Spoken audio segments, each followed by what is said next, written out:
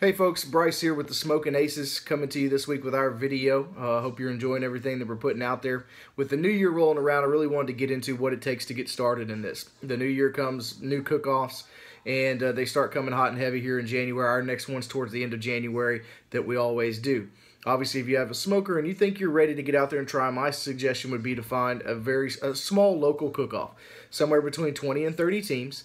Now, when it's over, if you're towards the back end of that 20 or 30 teams, then you may not be ready to, to try some of these bigger competitions, 50, 60, 100 teams. Now, if you're, hitting the top 10 or maybe a final table in all three categories, then you may be ready to, to take your shot at some of the bigger competitions. The biggest thing with any of this is just with getting started is the time and the expenses that come with it. Most events are 2 days, but obviously you have prep before that. Usually you spend 2 days prepping, and then you're out there for 2 full days, and then Sunday you're cleaning up. The expenses part is the biggest thing when you're starting out. If you don't have any sponsorships, then you're going to come out of your pocket quite a bit for these events. For the entry fee, most of the time they're around $150, sometimes $200. Then you have your jackpots. They usually have 2 or 3 of those, so they're usually $25 a piece, and so we'll say $200 for the entry fee.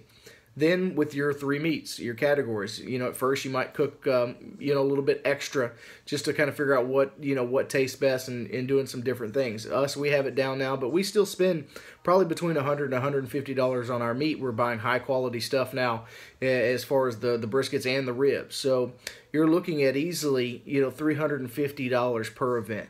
That's a lot to come out of your pocket. Now, when you start winning and doing some of these things, you can go, and like us, we have great sponsors. Obviously, the big one here with 1150 The Zone, but we have a lot of great sponsors that help to offset that cost some for us. And, it makes it, a little bit easier for you as far as the expenses are concerned.